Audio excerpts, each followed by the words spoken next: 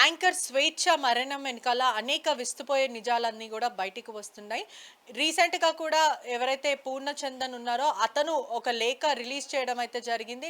తను చనిపోవడానికి కారణం నేను కాదు, తన ఓన్ డిప్రెషనే తను చనిపోవడానికి కారణం, వాళ్ళ తల్లిదండ్రుల ప్రేమ తను పొందలేకపోయింది, ఇదే మెయిన్ కారణం అంటూ కూడా అతను ఆ లేఖలో రాయడం జరిగింది. అదే కాకుండా పోక్సో కేసు కూడా ఇప్పుడు పూర్ణచంద్ర పైన కేసు నమోదైంది.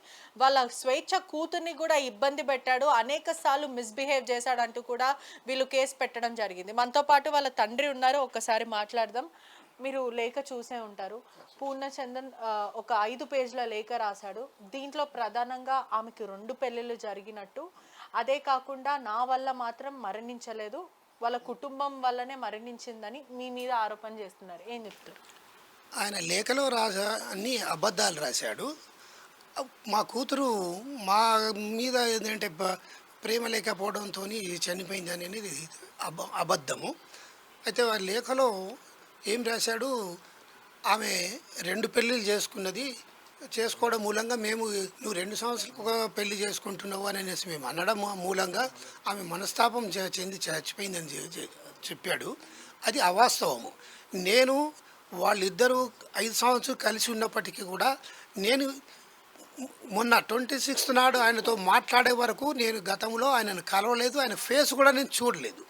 మేము వాళ్ళిద్దరూ కలిసి జీవించేదాన్ని మేము ఇది చట్టబద్ధంగా మేము అంగీకరించలేదు. ఆ అంగీకారం లేకపోవడం మూలంగానే మేము ఆయనని ఏనాడు కూడా కలవలేదు, ఆయన కలవటానికి సిద్ధంగా ఉన్నా మేము అంగీకరించలేదు. అట్లా వాళ్ళు మళ్ళీ మా కూతురు ఆయనతో కలిసి ఉంటానంటే ఇక సరే అది ఇక మేము వద్దని చెప్పాము ఆమెకు, ఇది తప్పమ్మా అని. అయితే దీంట్లో ఏంటంటే వాడు మా కూతురుకు రెండోసారి పెళ్ళయి విడాకులైన తర్వాత, కూతురు పుట్టిన తర్వాత క్రాంతి అనే అబ్బాయితో విడాకులైన తర్వాత వాడు మా టీ న్యూస్లోనే ఉండేవాడు. మా కూతురు టీ న్యూస్లో పనిచేసేది. ఆ విడాకులైన తర్వాత వాడు వెంటబడ్డం మొదలుపెట్టాడు. వాడు నాతో 26 నాడు కలిసినప్పుడు మాట్లాడినప్పుడు కూడా వాడు అదే చెప్పాడు. నేను 3 సంవత్సరాలు ఆమె వెంటబడి నాతో కలిసి జీవించడానికి ఒప్పించుకున్నా. నేను ఆమె మీద నాకు చాలా ప్రేమ, అదంటే నాకు పిచ్చి అనని ఈ పద్ధతులలో వాడు పూర్ణచంద్రకి కూడా ఆల్రెడీ పెళ్ళయింది, 2 పిల్లలు కూడా ఉన్నారు. పెళ్ళయి పిల్లలున్న వ్యక్తితోని సహజీవనం చేయడం కానీ లేకపోతే ఎక్స్ట్రా మ్యాటల్ ఎఫైర్ పెట్టుకోవడం కూడా సమాజం ఒప్పుకోదు. మరి మీరు మందలించారా? మరి ఈ రిలేషన్షిప్ని మీరు కన్సిడర్ చేశారా?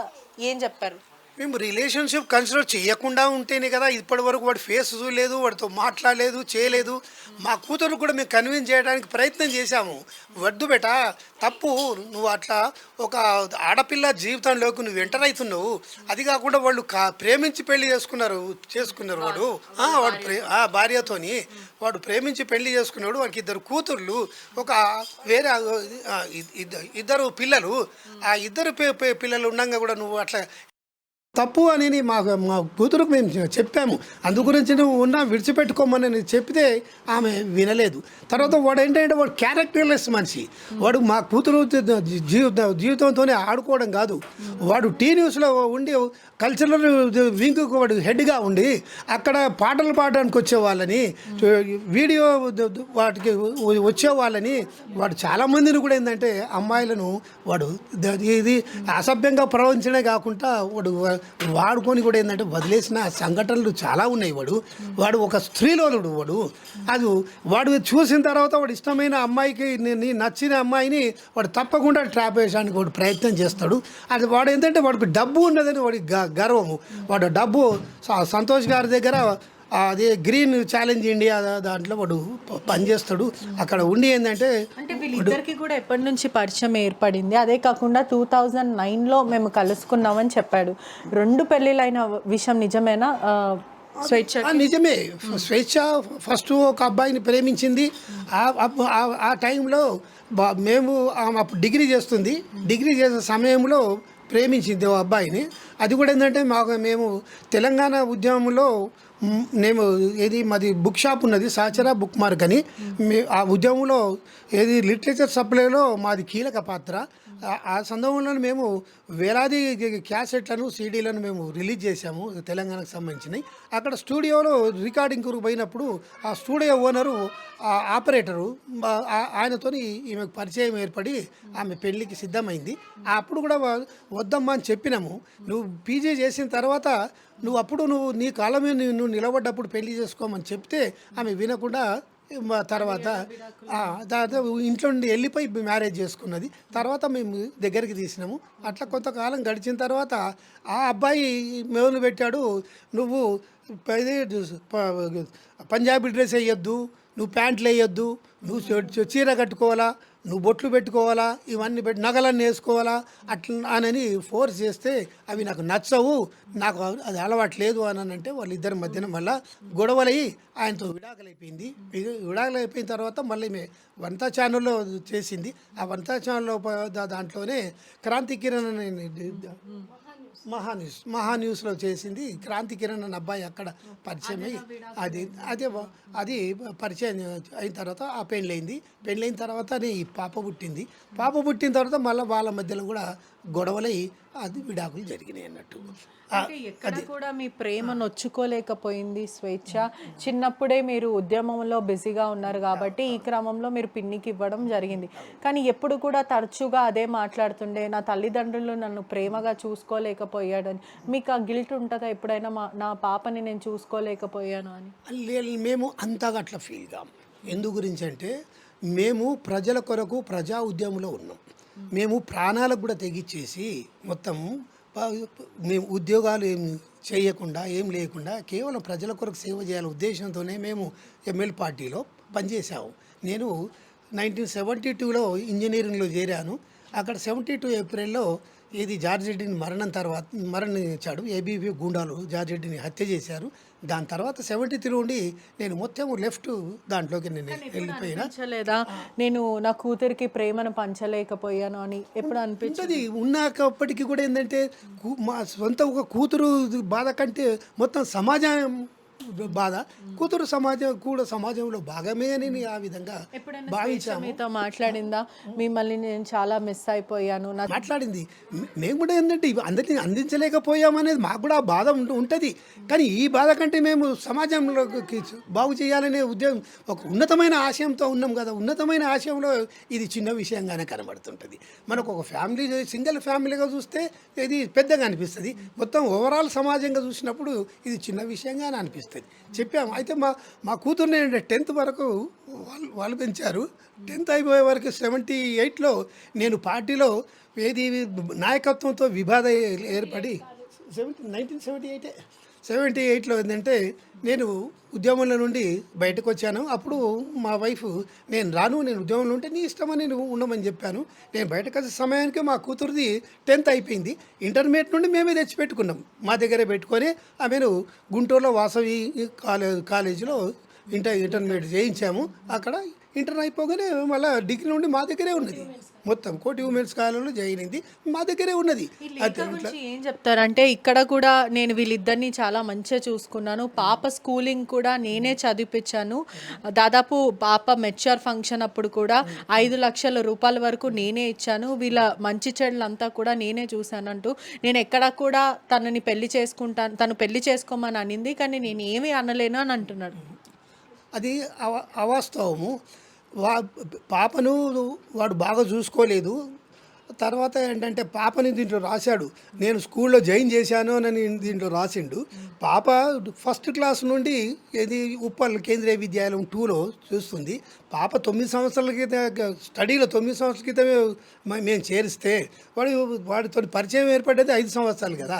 వాడు ఎప్పుడు స్కూల్లో చేర్చాడు? అది అబద్ధం. వాడు స్కూల్లో చేర్చింది చెప్పడం అబద్ధము. ఫీజులు కూడా వాడు మొత్తం కట్టాడు, నేనే కట్టానని చెప్పడం కూడా అబద్ధము. నా కూతురే అవి కట్టేది చేసేది. దాంట్లో వాడు రాసిన దాంట్లో అన్ని అబద్ధాలే ఉన్నాయి. పోలీసులు కూడా పోక్సో కేసు నమోదు చేశాడు. నిన్నొచ్చి స్వయంగా అతనే పోలీసులకి చిన్నప్పటి నుంచి తనకున్న ఆ బ్యాగేజ్ ట్రామానే కానీ నేను ఎక్కడ కూడా తను చనిపోవడానికి నేను కారణం కాదు అంటూ కూడా పదే అదే చెప్తున్నాడు. దాని గురించి ఏమంటారు? ఆమె చనిపోవడానికి వాడే ప్రధాన కారకుడు. ఎందుకంటే దాంట్లో వాడు రెండోసారి విడాకులు కాగానే 3 సంవత్సరాలు నేను వెంటపడ్డా అని స్వయంగా నాతోనే చెప్పాడు. వాడు వెంటపడి నేను ఆమెను ఒప్పించుకున్నా ఇక కలిసి జీవించటానికేనని వాడు చెప్పాడు. ఒకవేళ వాడికి భార్య పిల్లలు ఉండంగా వాడు వేరే స్త్రీల జీవితాలకు వెళ్ళడము వాడి బేసిక్ మొదటి తప్పు. వాడు అట్లా వేధించడం మూలంగా నా కూతురు అటు డైవర్ట్ అయిపోయింది. నా కూతురుది రెండవ తప్పు. ఇద్దరూ తప్పు చేసిన వాళ్ళే. నేను నా కూతుర్ని ఏం సమర్థించడం లేదు. నా కూతురు రెండవ తప్పు మా కూతురుది కూడా. అయితే వాడు ఫోర్స్ చేయడం మూలంగా ఈమె బెండ్ అయిపోయింది. కనుక సావుకు వాడే ప్రధాన కారకుడు అని నేను చెప్తున్నా.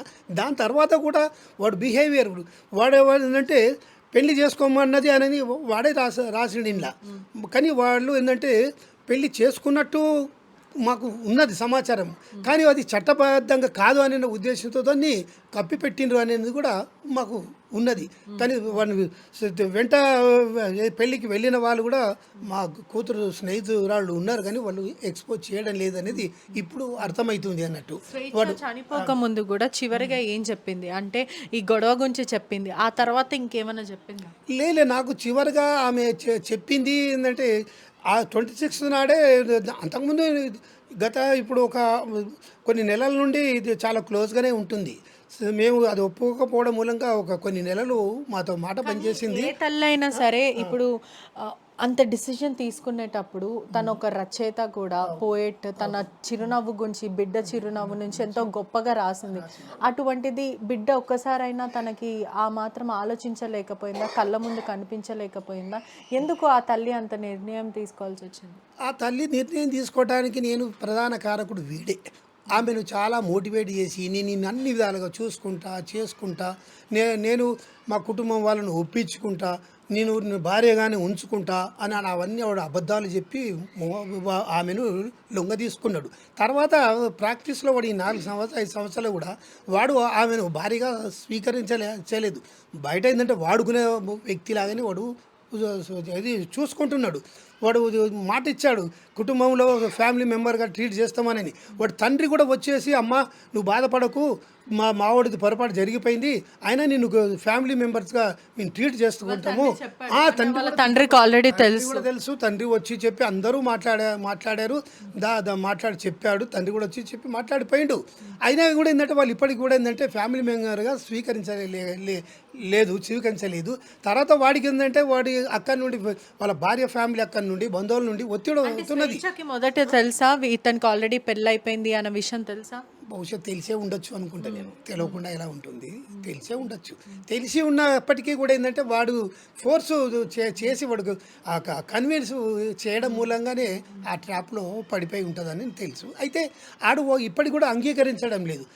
నాకు ఈ రోజే తెలిసింది. రీసెంట్లీగా వాళ్ళు 4 రోజులు అక్కడ వెళ్ళొచ్చారు, అరుణాచలం వెళ్ళొచ్చారు. కానీ మాతో ఏంటంటే పాపకు చెప్పిండ్రంట, వాడు ఖానాపూర్లో ఫామ్ హౌస్ కడుతున్నాడు. ఆ ఫామ్ హౌస్లోకి మొక్కలు తీసుకురావడానికని అక్కడికి